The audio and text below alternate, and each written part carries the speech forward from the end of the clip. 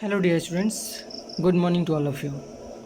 Today we are going to study chapter 7, toxic waste contaminates water sources. Understand? आज हम लोग क्या पढ़ने जा रहे हैं? चैप्टर 7, इसका नाम है टॉक्सिक वेस्ट कंटामिनेट्स वाटर सोर्सेस। जो भी जहरीली कचरे होते हैं वो हमारे वाटर सोर्सेस को क्या करते हैं? दूषित करते हैं, कंटामिनेट करते हैं। समझे? जैसे हम लोग बहुत तरह से टॉक्सिक वेस्टेज आते हैं, बहुत जगह से आते हैं। टॉक्सिक वेस्टेज कहने का मतलब जो हमारा लैंड जो है क्या नहीं कर सकता, उसको सड़ा गला नहीं सकता। टॉक्सिक वेस्टेज जो हमारे वाटर बॉडी को क्या करे? कंटामिनेट करे, दूषित करे, पॉल्यूटेड करे, वह क्या कहलाता है? टॉक्सिक वेस्ट कहलाता है। वैसे सब्सटेंस जो हमारे वाटर बॉडीज़ या फिर हमारे लैंड को क्या करता है? वे पॉल्यूट करता है, पॉल्यूशन फैलाता है, प्रदूषण फैलाता है, उसको क्या करता है? दूषित करता है। वह क्या कहलाता है? वेस्ट, टॉक्सिक वेस्ट कहलाते हैं। ठीक है ना? तो हम इस चैप्टर में पढ़ेंगे क्या कौन सा चीज़ जो है हमारे वाटर रिसोर्सेज को, वाटर सोर्सेज को क्या कर रहा है? कंटामिनेट कर रहा है, दूषित कर रहा है। और वह किस सोर्स से आ रहा है? वह टॉक्सिक वेस्ट, समझे? कहाँ से आ रहा है? समझ रहे हैं ना? क्योंकि आज जो है, आज बहुत सारे फैक्ट्रीज़ हैं, इंडस्ट्रीज़ हैं, बड़े बड़े कंपनी हैं। सभी क्या होता है? मैन्युफैक्चरिंग वर्क जहाँ भी हो रहा है वहाँ से वेस्ट मटेरियल निकलते ही, ठीक है ना? तो वहाँ से वेस्ट मटेरियल जो निकलते हैं, या तो वो अपना प्लांट बना रखे होंगे उस चीज़ को क्या करने के लिए, जो भी वेस्ट मटेरियल आएगा उस प्लांट में उसको प्योरीफाई करके फिर उसके बाद उसको क्या करेंगे? आउट करेंगे, ठीक है ना? तो यही मेन कारण है कि सभी कंपनी और सभी फैक्ट्री जो है अपनी प्लांट नहीं बना पाए हैं और वो अपना वेस्टेज जो है, टॉक्सिक वेस्टेज जो है क्या करते हैं? नाला के थ्रू, ड्रेनेज के थ्रू क्या करते हैं? वो नदी में बहा देते हैं, समझे? और नदी में बहा देते हैं। नदी में बहाने का मतलब क्या? कि हमारा जो सरफेस लेवल है क्या होगा? सरफेस लेवल का जो वाटर है क्या होगा? कंटामिनेट होगा। जैसे कि वाटर लेवल, जैसे कि नदी का जो वाटर है क्या होगा? कंटामिनेट होगा। तो क्या होगा? हमारा जो सरफेस लेवल होगा वो लेवल भी कंटामिनेट होगा ना, क्योंकि हमारा जो लैंड जो है क्या करता है? वाटर को सिप करता है ना? करता है ना? इसलिए हमें चाहिए क्या कि कोई भी होगा टॉक्सिक वेस्टेज अगर है तो उसको हम सही जगह से उसका क्या करें? सही से उसको डिस्पोज करें, समझे? ताकि हमारे लैंड या वाटर या फिर इन्वायरमेंट को क्या नहीं करे? हानि नहीं पहुंचाए, दूषित नहीं करे, पॉल्यूटेड नहीं करे, समझे ना? ये सब चीज़ हमें ध्यान रखनी होगी, समझे? ऐसा नहीं है कि सिर्फ इंडस्ट्रीज़ और बड़े बड़े कंपनी से ही टॉक्सिक वेस्टेज आते हैं। हम लोग भी बहुत सारे यूज करते हैं चीज़ें, पन्नी वाले पॉलीथीन चीज़ें यूज करते हैं। पॉलीथीन जो होती है वह जल्दी डिकम्पोज नहीं होता हमारे लैंड में। हमारे जो डिकम्पोजर्स है वो उसको डिकम्पोज नहीं कर पाता है, समझे? और डिकम्पोज नहीं कर पाता, वही ज़मीन में रह जाता है और ज़मीन को क्या करता है? इनफर्टाइल बना देता है। वहाँ पे फर्टिलिटी ख़त्म हो जाती है। बहुत तरह के बहुत है कारण, बहुत इसका मिसयूज़ है, समझे? जो हमारे लैंड के लिए, वाटर बॉडीज़ के लिए और हमारे इन्वायरमेंट के लिए क्या करता है? हानिकारक है, समझे? चलिए हम फिर चैप्टर पढ़ते हैं। क्या चैप्टर के थ्रू बताया जा रहा है? Of and on media reports highlight the contamination of drinking water sources, या फिर ऑफ रिपोर्ट हो या फिर ऑन मीडिया रिपोर्ट्स हो, उसको हाईलाइट किया जा रहा है। ऑफ मतलब क्या? न्यूज़पेपर के थ्रू। ऑन मतलब क्या? टेलीविज़न, न्यूज़ चैनल के थ्रू क्या किया जा रहा है? हाईलाइट किया जा रहा है ड्रिंकिंग वाटर को कंटामिनेशन के बारे में। ड्रिंकिंग वाटर का जो सोर्सेस है वो कैसे कंटामिनेट हो रहा है उसको हाईलाइट किया जा रहा है। Such as rivers, other water bodies by the discharge of industrial effluents. क्या हो रहा है? कहाँ कहाँ डिस्चार्ज किया जा रहा है? रिवर्स में, अदर वाटर बॉडीज़ में। Other water bodies I mean क्या, बहुत सारे पोखरी हुए, नहर हुए, बड़े बड़े सीज है, ओशंस है, ये सब में भी क्या किया जाता है, जो भी इंडस्ट्रीज़ का एफ्लुएंट्स है। एफ्लुएंट्स मतलब क्या होता है, क्या होता है बताइए, आप लोग लिखवा चुके हैं। इंडस्ट्री से निकले हुए कचरा, समझे, जो डिस्चार्ज किया जाता है वाटर बॉडीज़ में। However, the authorities take a very few actions and the issue is soon forgotten. इसके बावजूद भी जो भी अथॉरिटीज़ है, प्राधिकारी हैं, वह इस मुद्दे पे बहुत ही कम एक्शन ले रहे हैं। टेक वेरी फ्यू एक्शन, वो अपनी कार्य को इस चीज़ पे ध्यान ही नहीं दे रहे, ना के बराबर ध्यान दे रहे हैं। The issue is soon forgetting, अब तो इस मुद्दे को भूल भी गए होंगे, समझे।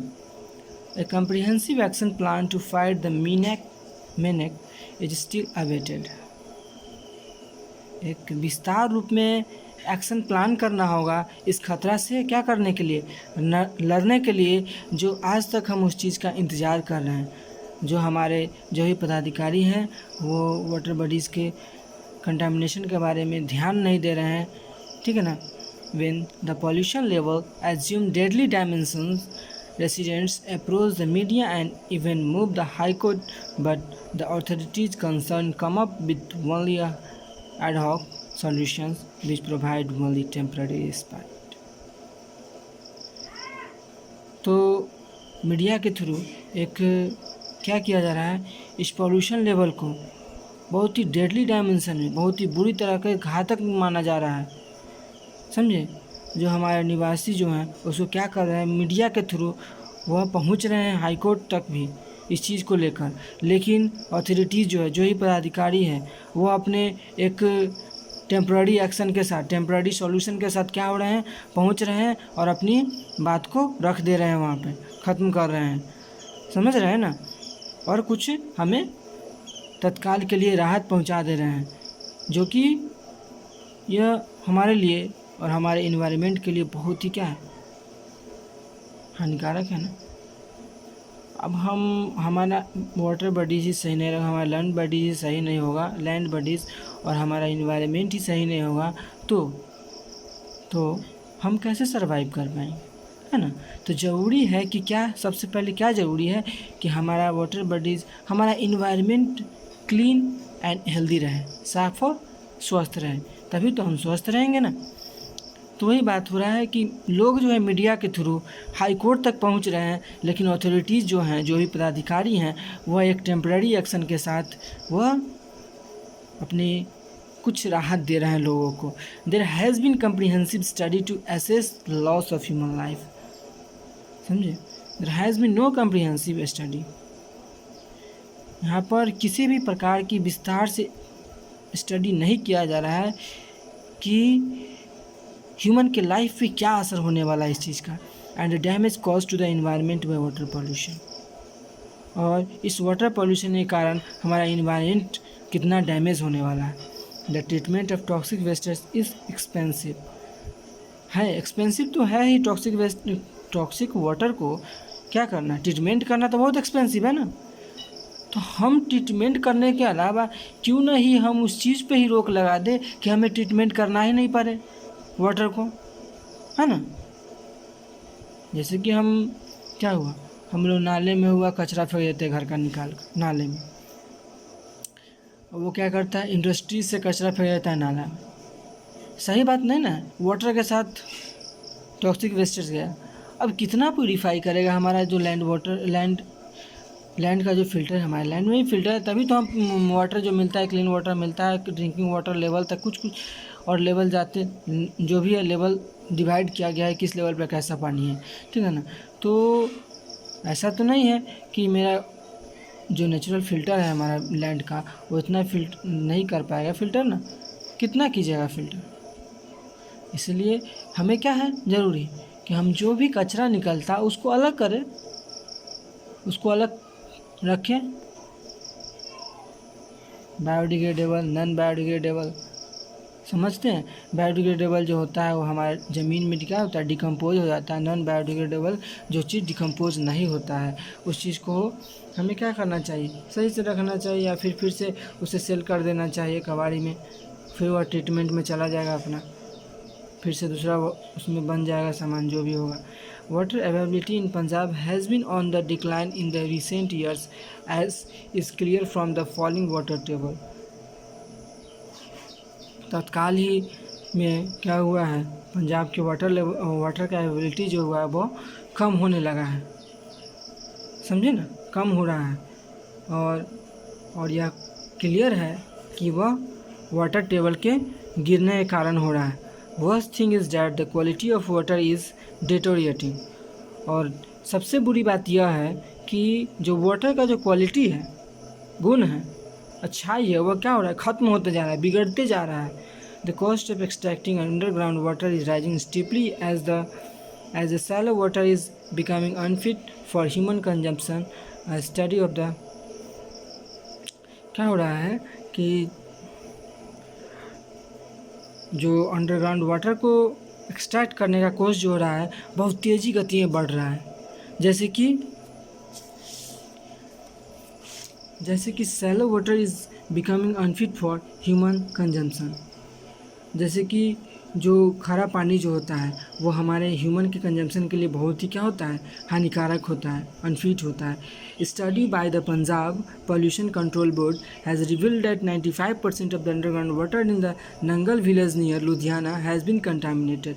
एक स्टडी के दौरान पंजाब पोल्यूशन कंट्रोल बोर्ड जो है एक स्टडी किया और उसे मालूम चला, उन्होंने यह पता किया कि 95% जो अंडरग्राउंड वाटर जो है नंगल विलेज रिवर में लुधियाना के नज़दीक वह क्या है, कंटामिनेटेड है, दूषित हो चुका है। This is not an isolated case. यह जो है आइसोलेटेड केस नहीं है, यह कोई अलग केस नहीं है, उसी का केस है। किस चीज़ का, उसी वेस्ट, टॉक्सिक वेस्ट का डिस्पोज होने के कारण हो रहा है, जो हम वाटर में डिस्पोज कर देते हैं। Industrial units dig up pits to dump toxic waste. It is an alarming situation and it requires drastic remedial action without any delay. और इंडस्ट्रियल यूनिट्स को क्या करना होगा, अब अपने अपने पिट्स खोदने होंगे उस टॉक्सिक वेस्ट को क्या करने के लिए, डंप करने के लिए, दबाने के लिए। यह एक बहुत ही बुरी स्थिति है और यह हमें बहुत ही ड्रास्टिक रिमेडियल एक्शन लेना होगा, बिना किसी देर किए हुए जल्द ही इस चीज़ पे एक्शन लेना होगा, नहीं तो हमारा जो भी वाटर पीने लायक बचा है वह सारा ख़त्म हो जाएगा, वेस्ट हो जाएगा, दूषित हो जाएगा और हमारा लाइफ भी हो जाएगा, वहीं पे एंड हो जाएगा। अंडरस्टैंड। तो हमें क्या करना है, हमें इस चीज़ पे अवेयर होना है कि हम क्या करेंगे, वाटर बचाएंगे, लाइफ बचाएंगे, हमारा इन्वायरमेंट स्वस्थ होगा, क्लीन होगा, हम भी स्वस्थ रहेंगे, हम भी क्लीन रहेंगे, तभी तो हम कोई काम कर पाएंगे, कुछ कर पाएंगे और हम पढ़ पाएंगे सही से और आगे बढ़ पाएंगे, आगे कुछ कर पाएंगे। अंडरस्टैंड। Thank you.